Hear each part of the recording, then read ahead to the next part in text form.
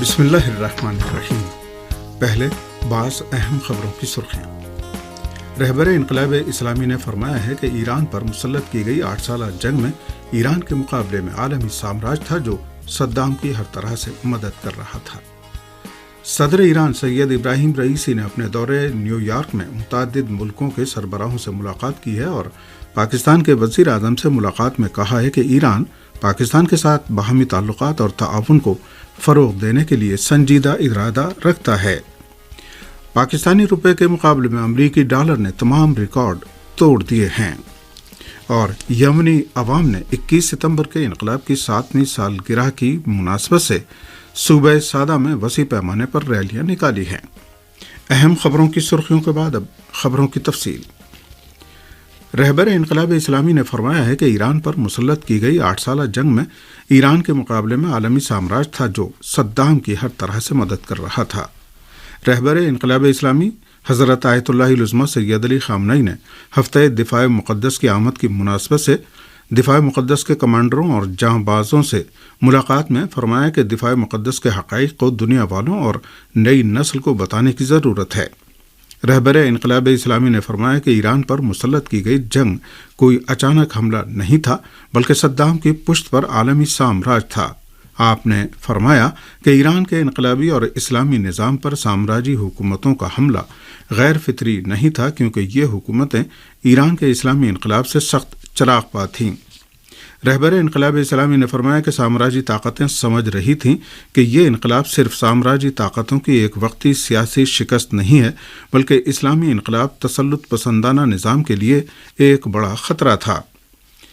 آپ نے فرمایا کہ امریکی حکام کے لیے یہ بات ناقابل برداشت تھی کہ ایران کے عوام اس دور کی امریکہ جیسی بڑی طاقت سے آنکھوں میں آنکھیں ڈال کر بات کریں۔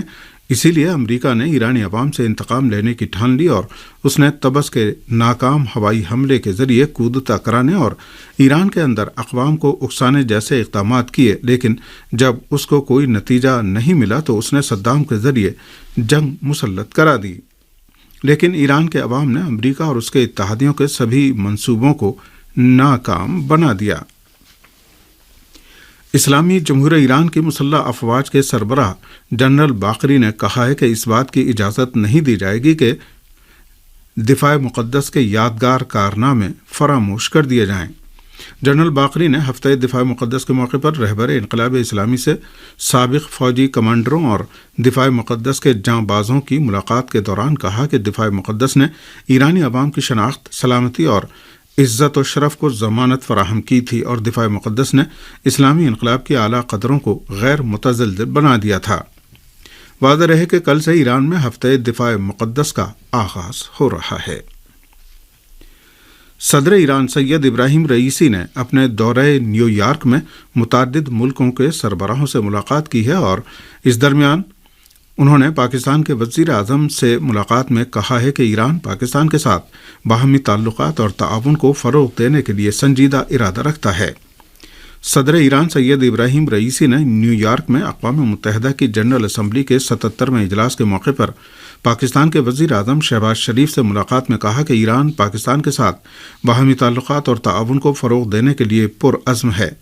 انہوں نے کہا کہ ایران اور پاکستان کے تعلقات ثقافتی اشتراکات کی بنیاد پر تاریخی نوعیت کے ہیں اور دونوں قومیں ایک دوسرے کو ایک خاندان تصور کرتی ہیں۔ صدر مملکت نے کہا کہ ایران پاکستان کے ساتھ تعاون کی توسیع میں کسی بھی حد کا قائل نہیں ہے اور وہ مختلف شعبوں من جملہ تجارتی، اقتصادی، توانائی اور حمل و نقل میں دو طرفہ تعاون کو زیادہ سے زیادہ فروغ دیے جانے کا خواہاں ہے۔ انہوں نے پاکستان میں آنے والے تباہ کن سیلاب پر افسوس اور پاکستان کی قوم سے ہمدردی کا اظہار کرتے ہوئے کہا کہ اسلامی جمہوریہ ایران مصیبت کی اس گھڑی میں اپنی توانائی کے مطابق پاکستانی عوام کی کسی بھی قسم کی مدد کرنے سے دریغ نہیں کرے گا۔ پاکستان کے وزیر اعظم شہباز شریف نے اس موقع پر 5 دنوں میں اس دوسری ملاقات پر خوشی کا اظہار کیا اور کہا کہ یہ اس بات کی علامت ہے کہ پاکستان اور ایران ایک ہی خاندان کے افراد ہیں۔ ہم اپنے دوست اور برادر ملک ایران کے ساتھ ہر ممکنہ حد تک خصوصاً اقتصادی اور تجارتی شعبوں میں تعلقات کو فروغ دینا چاہتے ہیں۔ ایران کے صدر سید ابراہیم رئیسی نے اپنے دورے نیو یارک میں مختلف ادیان الہی کے رہنماؤں سے ملاقات میں بھی کہا کہ ادیان الہی کے درمیان کسی بھی طرح کی لڑائی و کشیدگی ان ادیان الہی کے نقصان میں ہے اور اس کے نتیجے میں سماج اور معاشروں میں الہادی افکار پنپنے شروع ہو جائیں گے۔ اقوام متحدہ کے سیکریٹری جنرل نے اقوام متحدہ کی جنرل اسمبلی کے اجلاس سے خطاب کرتے ہوئے افغانستان میں لڑکیوں کی تعلیم پر پابندی فوری طور پر ختم کیے جانے کی ضرورت پر زور دیا ہے۔ اقوام متحدہ کے سیکریٹری جنرل اینٹونیو گوتریش نے جنرل اسمبلی کے 77ویں سالانہ اجلاس سے خطاب کرتے ہوئے کہا کہ افغانستان کی طالبان انتظامیہ سے مطالبہ کیا جاتا ہے کہ وہ لڑکیوں کو تعلیم سے محروم رکھنے سے باز آ جائے اور افغان لڑکیوں کو تعلیم حاصل کرنے سے نہ روکے۔ اقوام متحدہ کے سیکریٹری جنرل اینٹونیو گوتریش نے اتوار کے روز بھی ایک ٹویٹ میں کہا تھا کہ تعلیم حاصل کرنے کا ضائع ہونے والا موقع دوبارہ پلٹ کر واپس نہیں آ سکتا۔ واضح ہے کہ افغانستان میں طالبان انتظامیہ لڑکیوں کو 6ٹھی کلاس سے آگے پڑھنے کی اجازت نہیں دے رہی ہے۔ یہ خبریں آپ کی خدمت میں ریڈیو تہران سے پیش کی جا رہی ہیں۔ ایک ایسے وقت جب ایران کے بیشتر عوام مہسا امینی نام کی خاتون کے انتقال پر صدمے میں ہیں اور اس سلسلے میں پوسٹ مارٹم رپورٹ اور میڈیکل بورڈ کی تحقیقات کے نتائج کا انتظار کر رہے ہیں، پچھلے 2-3 دن سے تہران سمیت بعض شہروں میں کچھ عناصر نے صورتحال کا غلط فائدہ اٹھا کر اور غیر ملکی طاقتوں اور ایجنٹوں کی ایما پر پرتشدد مظاہرے کیے ہیں۔ تہران کی پولیس نے گزشتہ جمعرات کو مہسا امینی نامی خاتون کو ایک پولیس اسٹیشن منتقل کیے جانے اور پھر اچانک اس کی طبیعت بگڑ جانے کے بعد اپنی پریس ریلیز میں وضاحت کی کہ مہسا امینی نام کی خاتون کو کچھ اخلاقی نکات بتانے اور معاشرے کے اصولوں سے آشنا کرنے کے لیے پولیس کے ایک تربیتی مرکز منتقل کیا گیا تھا، جہاں اس کو دل کا عارضہ لاحق ہوا اور فوراً اسے اسپتال منتقل کر دیا گیا، لیکن ڈاکٹروں کی کوششوں کے باوجود وہ انتقال کر گئی۔ اس تلخ واقعے کے بعد اسلامی جمہوریہ ایران کے صدر سید ابراہیم رئیسی نے فوراً ہی وزیر داخلہ احمد وحیدی کو حکم دیا کہ وہ واقعے کی وجوہات اور تفصیلات سے فوراً آگاہ کریں اور اس سلسلے میں مکمل تحقیقات انجام دیں۔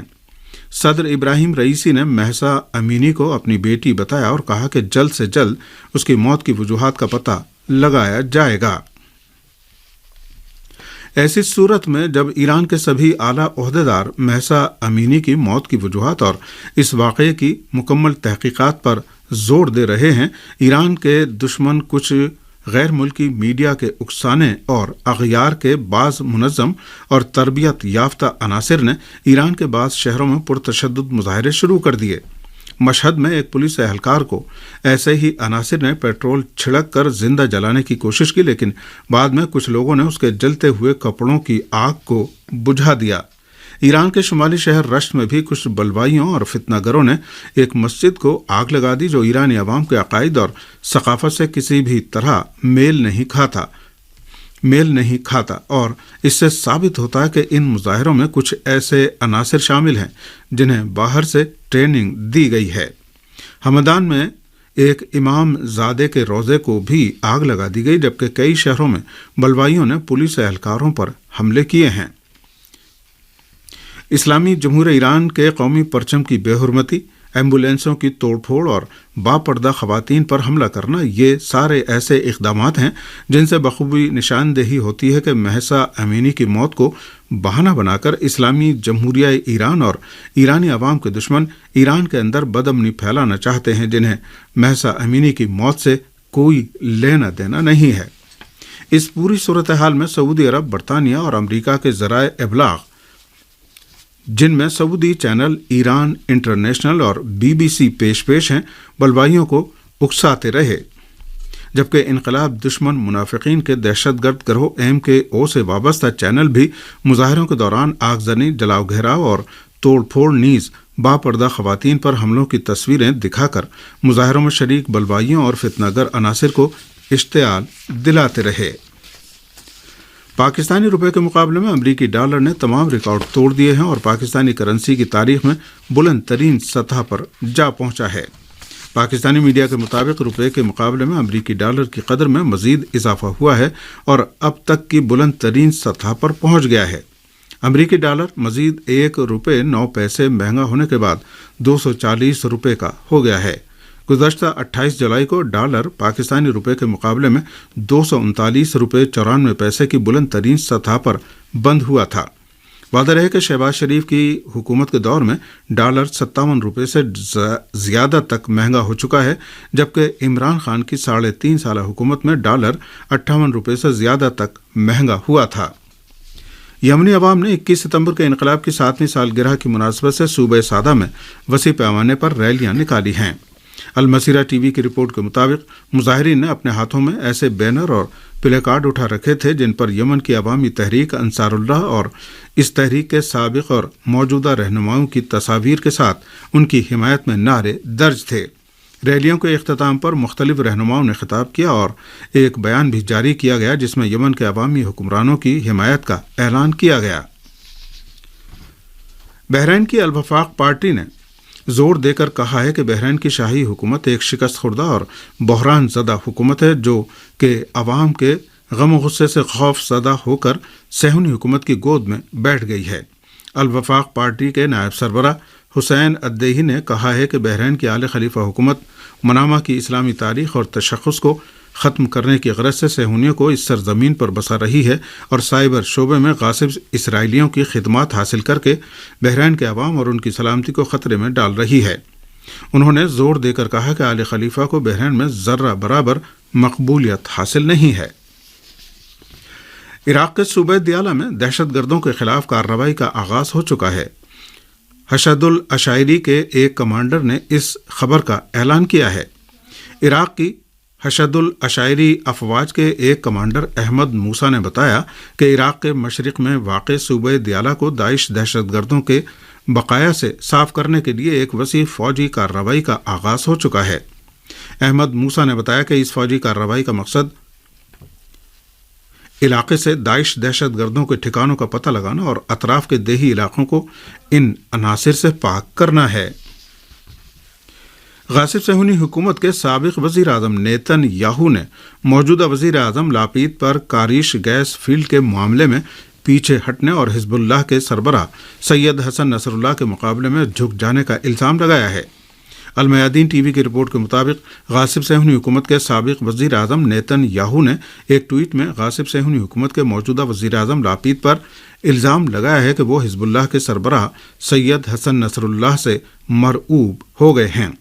نیتن یاہو نے کہا کہ حسن نصر اللہ نے دھمکی دی ہے کہ لبنان کے ساتھ گیس سمجھوتے پر دستخط سے پہلے اگر کاریش گیس فیلڈ سے گیس نکالنے کی کوئی کارروائی کی گئی تو اسرائیل پر حملہ کر دیا جائے گا، جس سے لاپید خوف زدہ ہیں اور کاریش گیس فیلڈ سے گیس نکالنے کا فیصلہ مؤخر کر دیا اور اس طرح انہوں نے اسرائیل کی نگرانی اور جائزے کے بغیر اربوں ڈالر کے گیس فیلڈ کو لبنان کے سپرد کر دیا۔ روس کے صدر ولادیمیر پوتین نے محدود پیمانے پر فوجیوں کو لام بند کرنے کا حکم دیتے ہوئے کہا ہے کہ مغربی ممالک روس کو مکمل طور پر تباہ و برباد اور اسے نہایت کمزور نیز اس کے حصے بکھرے کرنے کی کوشش کر رہے ہیں۔ روس کے صدر ولادیمیر پوتین نے بدھ کے روز مشرقی یوکرین اور دونباس کے علاقوں کے ان عوام سے جو روس میں شمولیت کے لیے ریفرنڈم کا مطالبہ کر رہے ہیں اپنے ٹی وی خطاب میں کہا کہ فوج میں صرف انہی لوگوں کو طلب کیا جا رہا ہے جنہوں نے فوجی ٹریننگ حاصل کی ہے اور انہیں ہی مزید فوجی تربیت دی جا رہی ہے۔ انہوں نے محدود ملٹری موبائلائزیشن کا اعلان کرتے ہوئے کہا کہ یہ اقدام روس کے اقتدار اعلیٰ اور اس کی یکجہتی کو بچانے کے لیے عمل میں لایا جا رہا ہے اور اس سے آئندہ کا فیصلہ کیے جانے میں مدد ملے گی۔ انہوں نے مغربی ملکوں کے رشین فوبیا کے پروپیگنڈے کی طرف اشارہ کرتے ہوئے کہا کہ مغربی ملکوں نے ساری حدیں پار کر لی ہیں اور اب وہ یوکرین کو فوجی ہتھیاروں کی فراہمی کے علاوہ روس کی سرزمین پر حملہ کرنے کی بات کر رہے ہیں۔ حماس کے ترجمان نے فلسطینی انتظامیہ کے سیکورٹی ادارے سے 2 فلسطینی شہریوں کو رہا کرنے کا مطالبہ کرتے ہوئے کہا ہے کہ سیاسی بنیادوں پر گرفتاریوں کو ختم کرے۔ تحریک حماس کے ترجمان عبداللطیف القانو نے کہا ہے کہ ماسب اشتیا اور امید طبیلہ نام کے فلسطینی شہریوں کی گرفتاری سے عوام کے درمیان غم و غصہ بڑھتا جا رہا ہے، لہٰذا فلسطینی انتظامیہ ان دونوں فلسطینیوں کی حراست ختم کرتے ہوئے سیاسی بنیادوں پر گرفتاریوں کو فوری طور پر روکے۔ انہوں نے کہا کہ اشتیا اور طویلہ کی گرفتاری پر خاموش بیٹھنا نہیں چاہیے۔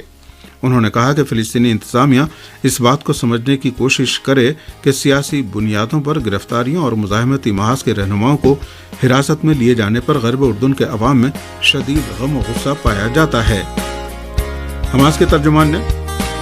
معصب اشتیا اور طویلہ کو صہیونی حکومت کے حوالے کرنے کی جانب سے محمود عباس کی خفیہ پولیس کو خبردار کرتے ہوئے کہا کہ فلسطینی عوام اس اقدام کو مسترد کرتے ہیں۔ انہوں نے کہا کہ استقامتی گروپوں کے جوانوں کو اغوا کرنے اور ان کے خلاف وارنٹ جاری کرنے سے فلسطینی عوام تشویش میں مبتلا ہیں۔